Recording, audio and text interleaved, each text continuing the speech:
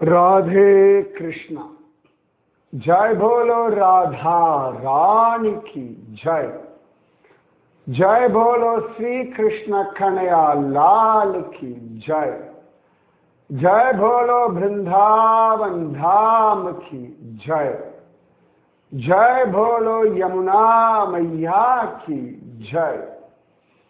जय बोलो गोवर्धन गिरिराज की जय। जय बोलो आज की आनंद की जय।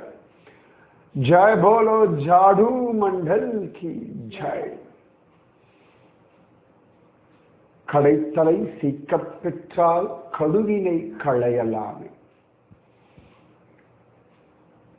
திருவனந்தபுரத்துல துடப்பம் கொண்டு பெருக்கினால் வினைகளை களையலாம் அப்படின்னு நம்மாழ்வார் திருவாக்கு. பிருந்தாவனத்துல துடப்பம் கொண்டு பெருக்கினால் ராதையும் கண்ணனுமே கிடைச்சிடுவார்கள். பிருந்தாவனம் ஒண்ணுமே தெரிய வேண்டாம் நமக்கு. பெரிய பக்தி ஞான வைராக்கியம் நாமஜபம் எதுவுமே இல்லைன்னா கூட அப்படியே அங்க சுத்தின்னு இருந்தோம் வச்சுக்கோங்களேன், நிறைய பக்தாளை பார்க்கலாம். யாரும் நிறைய பேர் பேச மாட்டா, நிறைய பேர் ஜபிச்சுட்டு இருப்பா, நிறைய பேர் ஆடின்னு இருப்பா, நிறைய பேர் அழுதுன்னு இருப்பா, நிறைய பேர் உட்கார்ந்து இருப்பா, நிறைய பேர் ஏதோ வாசிச்சுட்டு இருப்பா. நான் பார்த்துருக்கேன். சில பேர் பாகவதம் வாசிச்சுட்டு இருப்பா, ரொம்ப சின்சியரா வாசிச்சுட்டு இருப்பா. சில பேர் பகவத்கீதை வாசிச்சுட்டு இருப்பா, சில பேர் ராச பஞ்சாத்தியாயி வாசிச்சுட்டு இருப்பா, சில பேர் ராதா சுதா நிதி வாசிச்சுட்டு இருப்பா, சில பேர் ராதா கிருபா கட்டாட்ச ஸ்தோத்திரம் வாசிச்சுட்டு இருப்பா. நிறைய லீலா ஸ்தலங்கள் இருக்கு. நான் சொன்னேன் இல்லையா, இம்லி தலா, ஸ்ருங்கார் பட், எந்த இடத்துக்கு போனாலும் யாரோ பக்தர்கள் தினமேன்னு உட்கார்ந்துட்டு இருப்பா. அவள்லாம் கிருஷ்ணனை பார்த்தவர்களா அப்படின்னு கேட்டா, என்றாவது ஒரு நாள் பார்ப்போம்னு உட்கார்ந்துட்டு இருப்பான். சில பேர் பார்க்கலன்னா என்ன, அவனுடைய லீலாஸ்தலத்துல இருக்கும், அவன் பார்ப்பானே. நாம பார்த்தா என்ன, பார்க்கலன்னா என்ன. எப்படியும் பிருந்தாவனம் வந்தாச்சு அப்படின்னா இதான ஆகாரம் கிடைச்சிடும். ராதா ராணியை தங்கறதுக்கான இடத்தை ஏற்பாடு பண்ணி கொடுத்துருவார். எத்தனையோ ஆசிரமங்கள் இருக்கு, நதிக்கரையில நிறைய படித்துறைகள் உண்டு. ஓரத்துல எங்கேயா படித்துக்க வேண்டியதுதான். அப்படியே பிருந்தாவனத்துல அலைஞ்சிட்டு இருந்தா போதும், அவர்களுக்கு லட்சியம் அவ்வளவுதான். எப்படி சம்சாரிகள் உலக வாழ்க்கையில் அப்படியே அலைஞ்சிட்டு இருக்கோம் இல்லையா, இங்க அங்க, அந்த மாதிரி பிருந்தாவனத்தில் அலைவதே பாக்கியம்.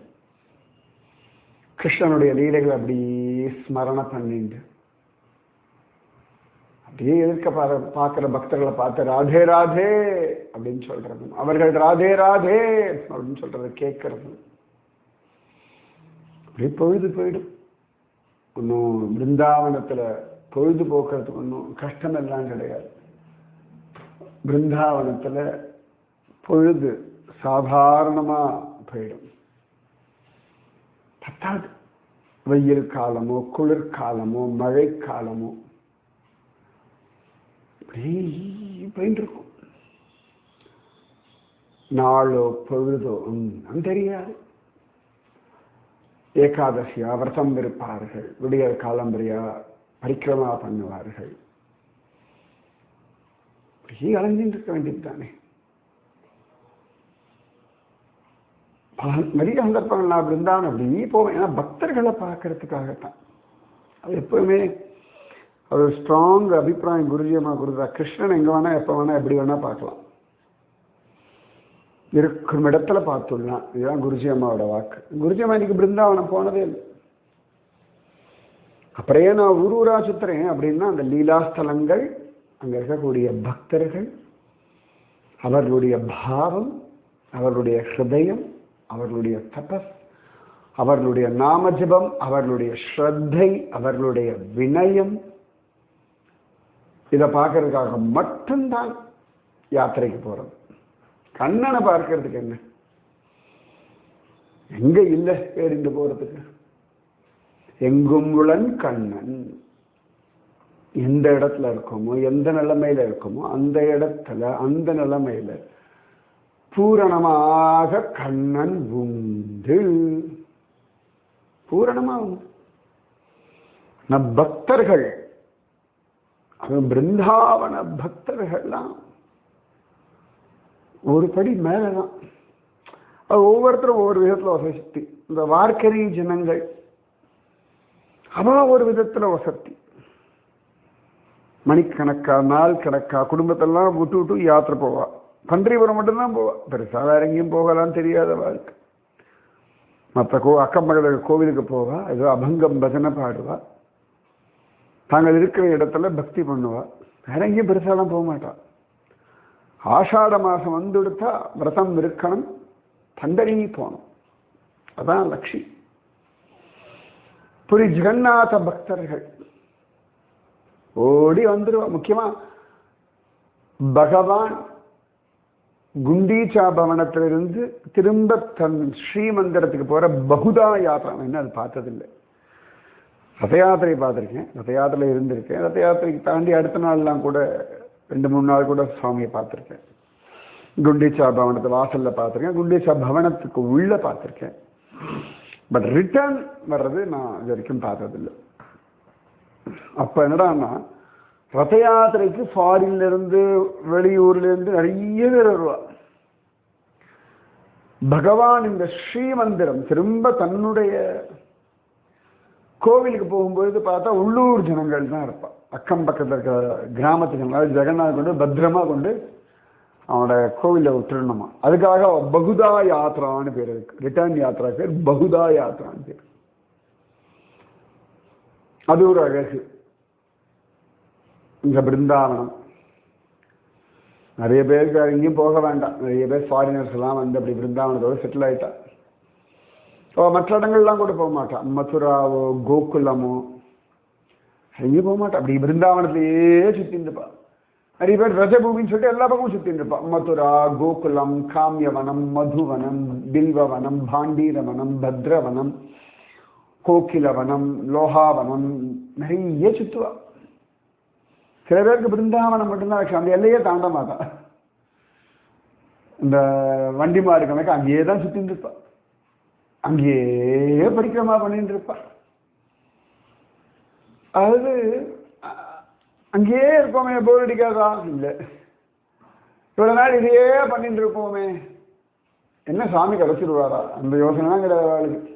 பிருந்தாவனத்துல இருக்கிறேன், ஜபிக்கிறேன், கண்ணனுடைய லீலாஸ்தலங்கள்ல அலையிறேன். இதுதான் லட்சியம். இந்த மாதிரி இந்த பக்தர்களை பார்க்கும் பொழுது நிஜமாவே லைஃப் எப்படி ஹேண்டில் பண்ணணும், லீட் பண்ணணும்னு தெரிஞ்சிடும். ஒவ்வொரு தடவையும் பிரமிச்சு தான் பார்த்துட்டு இருக்கேன். இந்த பிருந்தாவனம் இவ்வளவு நாள் பார்த்துருக்கேன். எத்தனை தடவை பார்த்துருக்கேன்னா எனக்கு கணக்கு வச்சுக்க தெரியாது. ஆனா பார்த்துட்டே இருக்கேன். ஒரு 10 வருஷமா பார்த்துட்டு போய் நினைக்கிறேன். ரஃபா நானும் போயிட்டு வந்துட்டு இருக்கேன். முன்னாடி அதுவும் ஞாபகம் எனக்கு. முன்னாடியே போயிருக்கேன். ஆமா, 2007 போயிருக்கேன். 17 வருஷமா எனக்கு தெரிஞ்சு பிருந்தாவன யாத்திரை. 17 வருஷத்துல ஆல்மோஸ்ட் எல்லா வருஷமும் போயிருப்பேன்னு நினைக்கிறேன். ரஃபா இந்த கொரோனா சமயத்தில் போயிருக்க மாட்டேன் இருக்கும். மற்ற சமயத்தில் போயிருக்கேன். ஒரு 20-25 தடவையாவது போயிருப்பேன் எனக்கு பிருந்தாவனம். எதுக்கும் பெருமைக்காக இல்லை. இத்தனை தடவை கண்ணன் கூட்டிட்டு போனா ராதாராணி அனுமதி கொடுத்தாள். ஒவ்வொரு தடவையும் பக்த தரிசனம், விதவிதமான பக்தர்கள் பிரமிச்சு போயிருக்கேன். வாவ், ஒவ்வொரு தடவையும் கண் முன்னாடி விஸ்வரூபம் எடுத்து நிற்கிற பக்தர்கள் நிறைய பேரை பார்த்திருக்கேன். ஒவ்வொரு இடத்துலையும் அவர்களுடைய அந்த பாவம் நிஜமாவே இன்னி வரைக்கும் பேச்சே கிடையாது என்கிட்ட. நிறைய பார்த்திருக்கேன். ஏதோ சில பக்தர்களை பற்றி பட்டு தான் நான் அங்கங்க வெளில சொல்றேன். நிறைய பக்தர்கள்லாம் அப்படியே ஹிருதயத்துல உலா போயிட்டு தான் இருக்காங்க. குருஜி அம்மா பசனபடி பார்த்தா பிருந்தாவனமே என் மனக்கோவில், அவ்வளவுதான். அதில் ஜாடு மண்டல் தான் பார்த்துட்டு இருக்கோம். அதுவும் இந்த நிதிவனம் சேவா கொஞ்சம் பெருக்கிற பல பேரை பார்த்துருக்கோம். பேசவே மாட்டா. நாங்கள் அப்படியே அந்த பெருக்கிறவா அப்படி நடந்துவோம். பின்னாடி போய் அவளோட பாததுளி எடுத்து தலையை போட்டுன்னு இருக்கேன். ஏன்னா எவ்வளோ பெரிய பாக்கியம். அவர்கிட்ட சொன்னாதான் நடக்காது, கோச்சிப்பா. இப்படி போனோம், இப்படி ஐயோ நமஸ்காரம் பண்ணிட்டு அப்படி செடியையும் கொடியையும் தொட்டு நமஸ்காரம் பண்ண மாதிரி பண்ணிட்டு அவள் நடந்து போன பாதையில் இருக்க மண்ணெடுத்து தலையை போட்டு வந்துடு. அவ்வளோதான்.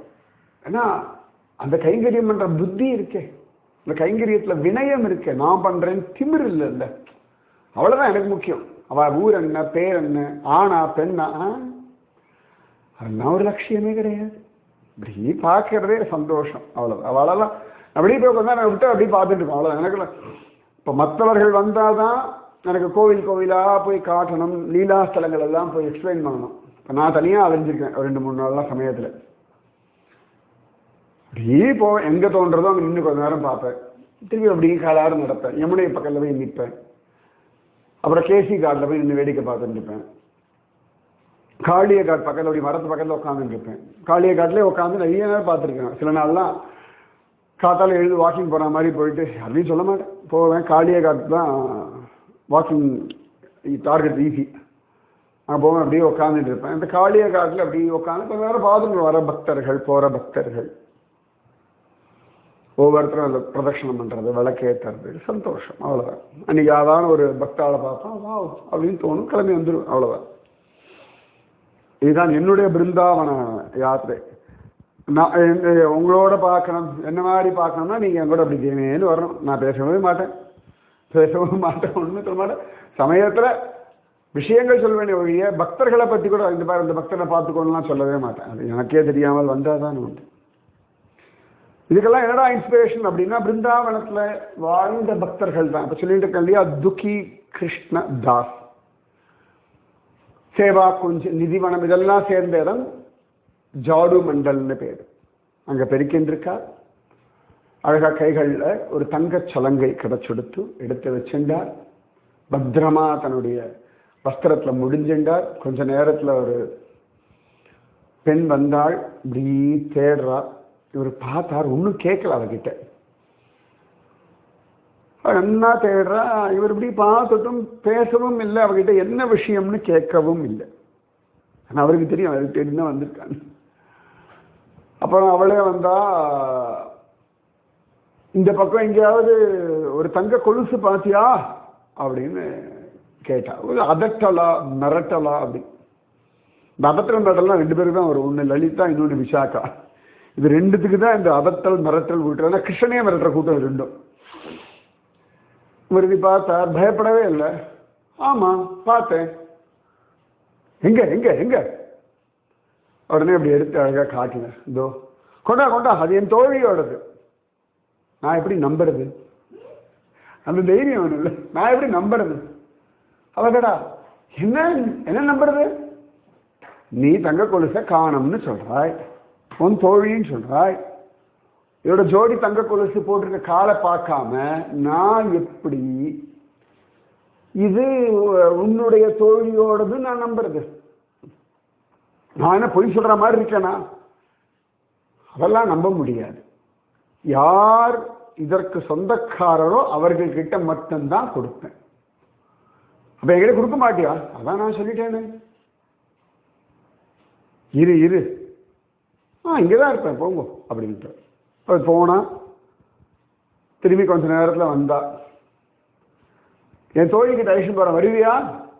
வரேனே, வரேன், எனக்கு என்ன, வா அப்படின்னு. இந்த நிதிவனத்துக்குள்ள எப்படிங்கெல்லாம் நுழைஞ்சா. திடீர்னு பார்த்தா அங்கே ஒரு நிதிவனத்தில், அப்புறமா சேவா குண்ட, 2 இடத்துலையும் 2 குண்டம் உண்டு. ஒன்று லலிதா குண்ட், ஒன்று விஷாகா குண்ட். எந்த இடத்துல என்ன குண்டுன்னு கூகுளில் கண்டுபிடிங்க. லலிதா குண்டு ஒரு இடத்துல, விஷாகா குண்டு ஒரு இடத்துல. நிதிவனத்தில் யாரோட குண்டு, குண்டுனா குளம். சேவா குஞ்சில் யாருடைய குண்டு கண்டுபிடிங்க. ஒரு காலத்துல எல்லாம் சேர்ந்துதான் இருந்தது. நிதிவனம், சேவா குஞ்சு, இம்லித்தலா, ஸ்ருங்கார் வட், இதெல்லாம் சேர்ந்து ஒரு லீலாசலம். இப்ப என்னோட குட்டி குட்டியா அந்த குறுக்கு சந்து கல்லின்னு சொல்லுவார், இப்படி வந்துடுது. அதனால தனித்தனியா ஆயிடுத்து. அழைச்சிட்டு போனாள். அங்க பார்த்தா ராதா ராணி உட்கார்ந்து இருக்கா. அந்த நீல வஸ்திரம் உடுத்திண்டு, தலையெல்லாம் சிங்காரிச்சுண்டு, எப்பவுமே அழகி. அவளுக்கு என்ன, கிருஷ்ண ஸ்மரணே லட்சியமா இருக்கவளாச்சு, கிருஷ்ண பிரேமஸ்வரூபிணியாச்சு. அதாவது கிருஷ்ணனை சொல்லும் பொழுது மதன் மோகன்னு சொல்லுவா, ராதாராணியை சொல்லும் பொழுது மதன் மோகன மோகினியா. மன்மதனை மோகிப்பிக்க கூடியவன் மதன் மோகன். அந்த மன்மதனை மோகிப்பிக்கக்கூடிய மதன் மோகனையே மோகத்துல ஆழ்த்தக்கூடிய மோகினிவள் மதன் மோகன மோகினி அப்படின்னு அவளுக்கு பேர். ராசராசேஸ்வரின்னு திருநாமம். ராஜராஜேஸ்வரி இல்ல, ராஜராஜேஸ்வரி வேற. ராஜங்களுக்கெல்லாம் ராஜாவான ஈஸ்வரி, அதான் ராஜராஜேஸ்வரி. ராசேஸ்வரி அப்படின்னா ராசமண்டலத்துக்கு ஈஸ்வரின்னு அர்த்தம். ராசராசேஸ்வரின்னா எந்த இடத்துல கண்ணன் எத்தனை கோபிகளோட எத்தனை பௌர்ணமியில ராசம் ஆடினாலும் எல்லா ராசமண்டலத்துக்கும் ஒரே ஈஸ்வரி இவள் மட்டும்தான், ராசராசேஸ்வரி. அந்த ராசமண்டலத்துக்குள்ள நுழையணும்னா இவள் அனுமதி இருந்தா தான் லக்ஷ்மி தேவியும் நுழைய முடியும், சிவபெருமானும் நுழைய முடியும். இன்னி வரைக்கும் லக்ஷ்மி தேவிக்கு அனுமதி கிடைக்கல அப்படின்னு பில்வவனத்தை தபஸ் பண்ணிட்டு இருக்கான்னு கர்க்க சம்ஹிதையில காண கிடைக்கிறது. அப்ப அந்த ராசராசேஸ்வரி கண்கள்ல கண்ணீர் இருக்கு. அந்த ஐஷண்டு போனது சில இடங்கள்ல லலிதான் இருக்கு, சில இடங்கள்ல விசாகா அப்படின்னு இருக்கு. ராதாராணியுடைய தோழி, இது ரெண்டு தான் மிரட்டுறது. அதனால இதுல யார் வேணா இருக்கட்டும், யார் இருந்தா ஐஸ்வரா நமக்கு என்ன, லலிதாவா இருந்தாலும் வசதி தான், விசாகாவா இருந்தாலும் வசதி தான். ராதையோட லெஃப்ட் ஹேண்ட் ரைட் ஹேண்ட் மாதிரி ரெண்டு பேரும். இதுல யார் வசதி யார் தாழ்த்திலாம் கிடையாது. ராதாராணியுடைய அஷ்ட சகிகள் லலிதா, விசாகா, துங்க வித்யா, இந்துலேகா, ரங்கதேவி, சுதேவி, சித்ரா, சம்பகவல்லி. சில இடம் சம்பக தேவின்னு சொல்லுவாங்க. லலிதா, விசாகா, துங்க வித்யா, இந்துலேகா, ரங்கதேவி, சுதேவி, ஸ்ரீதேவி இல்ல சுதேவி, சுதேவி சுப்பிரமணியம் மாதிரி சுதேவி, சித்ரா, சம்பகவல்லி. இவ்வளவும் அஷ்டசகிகள்ல பேர். ராதாராணிக்கும் கிருஷ்ணனுக்கும் நித்திய கைங்கரியம் பண்ணக்கூடியவர்கள் இவர்கள். அப்ப ஐஷண்ட போயாச்சு. ராதாராணியை பார்த்தார், கண்கள்ல கண்ணீர், அப்படியே நமஸ்காரம் பண்ணார். ராதாராணி விசிரிச்சா. யாருடைய கொலுசுன்னு தெரிஞ்சாதான் கொடுப்பியோ? ஆமாம்மா, இப்ப நீங்க வந்து கேட்டிருந்தா கூட இன்னொரு காலை காமிங்கன்னு சொல்லியிருப்பேன். இப்பயும் அதே தான் சொல்றேன். இந்த கொலுசு இன்னொரு காலில் இருக்கான்னு நான் பார்த்துட்டு தான் கொடுப்பேன். உடனே ராதாராணி அழகா தன்னுடைய பாவாடை லேசா தூக்கி அந்த கணுக்கால் வரைக்கும் காற்றாளாம். ஒரு காலில் ஒரு கொலுசு இருக்கு, இன்னொரு காலில் கொலுசு இல்லை. ரெண்டும் ஒரே மாடல், ஒரே பேட்டர்ன். ராதாராணி சிரிச்சுட்டே கேட்டாலாம், இப்ப ஒத்துப்பியா? என்னுடைய தான், சத்தியமா ஒத்துக்கிறேம்மா. அதுக்காக தானே பத்திரப்படுத்தி எடுத்து வச்சிருந்தேன். இதை கொண்டு தானே எனக்கு உங்களுடைய தரிசனத்தை நான் கேட்க முடியும், இல்லாட்டி எந்த ஜென்மால் எனக்கு தரிசனம் கிடைக்கும்? ஹே ராதே ராணி, அடியாள் தாசின்னு காலில் விழுந்துட்டா. தாசன் இல்லை, கிருஷ்ணதாசன் இல்லை, ராதாதாசின்னு காலில் விழுந்தா. ராதாராணி அவ்வளவு அழகா பார்த்தாலாம், சிரிச்சாலாம். ஏ லலிதா, அவனை அதுல இறங்க சொல்லு அப்படின்னாலும் அந்த குண்டத்துல இறங்கினோன்னா அவருக்கு ஒரு பெண் ரூபம் கிடைச்சிடுது. இந்த அஷ்டசகிகள் கீழே வேலைக்காலம் உண்டு, அவளுக்கெல்லாம் மஞ்சரின்னு பேர். நிறைய பேர் உண்டு மஞ்சரி. சில பேர் தாம்பூலத்தை மட்டும் தயார் பண்ணுவா, சில பேர் ராதைக்கும் கிருஷ்ணனுக்கும் சந்தனத்தை தயார் பண்ணுவா, சில பேர் வாசனை திரவியங்கள் தயார் பண்ணுவா, சில பேர் ராதையும் ராணி அந்த தலைவாரி பூச்சுடுறதுக்கான விஷயங்கள் தயார் பண்ணுவா, சில பேர் மெத்தைய தெரிய தயார் பண்ணுவா. இப்படி ஒவ்வொருத்தருக்கும் ஒரு லிஸ்ட் ஆஃப் கைங்கரியங்கள் உண்டு. அவள்லாம் மஞ்சரி அப்படின்னு சொல்லுவா. அனங்க மஞ்சரி நிறைய பேர் உண்டு. அந்த மாதிரி ஒரு மஞ்சரியாக இவரை சேர்த்து விட்டார். உடனே ராதாராணி பக்கத்துல கூப்பிட்டா, தலையில கைய வச்சா, அந்த கொலுசை வாங்கிண்டவள் ரொம்ப சந்தோஷமா தன் காலுடைய கொலுசை எடுத்து அப்படியே நெத்தியில ஒரு பதிச்சுட்டா. இந்த லாக் பண்ற இடத்துல ஒரு டிசைன் மாதிரி இருக்கும் இல்லையா, இந்த ரெண்டு கொலுசை ரெண்டு பக்கம் அப்படி போட்டு லாக் பண்ணும்போது அந்த இடத்துல ஒரு சாலிடா ஒரு வெள்ளி இருக்கும், ஒரு திலக்கம் மாதிரி வச்சுக்கோங்களேன். அதை வச்சு ஒரு அழுத்தினான் நெத்தியில. அந்த நெத்தியில ஒரு சின்னமாக பதிஞ்செடுத்து அப்படியே மூர்ச்சையாய் விழுந்துட்டார். அவ்வளவு பெரிய பாக்கியம். இனி கொலுசு அழுத்தினாலோ கொலுசுனால காயமாச்சினாலோ இல்லாட்டி எங்கேயாவது கொலுசு சமயத்தில் அந்த கொலுசை போட்டு வாழ காலை மடக்கி உட்காரும் பொழுது ஒரு இடத்துல அழுத்தம் ஒரு டிசைன் வரும். அப்பொழுதெல்லாம் இந்த மஞ்சரியை நினைச்சுக்கோங்க. மீதி விஷயம் நான் சொல்றேன். அப்புறம் கொலுசு அப்படின்னா இனி இந்த துக்கி கிருஷ்ணதாஸ். இது வரைக்கும் துக்கி கிருஷ்ணதாஸ் தான் பேரு. வேற பேர் உண்டு, நாளைக்கு சொல்றேன். ராதே கிருஷ்ணா. எனக்கு திரும்ப ஸ்ரீராம ஜெயராம ஜெய ஜெயராம தான் தானா வர்றது. ஒரு நிறுத்திக்க வேண்டியிருக்காது. ராதே கிருஷ்ணா கிருஷ்ணா ராதே ராதே கிருஷ்ணா கிருஷ்ணா ராதே ராதே கிருஷ்ணா கிருஷ்ணா ராதே ராதே கிருஷ்ணா கிருஷ்ணா ராதே. ஜெய் போலோ ராதா ராணி की जय. जय बोलो श्री कृष्ण कन्हैया लाल की जय. जय बोलो यमुना मैया की जय. जय बोलो गोवर्धन गिरिराज की जय. जय बोलो वृंदावन धाम की जय. जय बोलो ललिता सखी की जय. जय बोलो विशाखा सखी की जय. जय बोलो जाड मंडल की जय. जय बोलो श्यामानंद प्रभु महाराज की जय. राधे कृष्णा.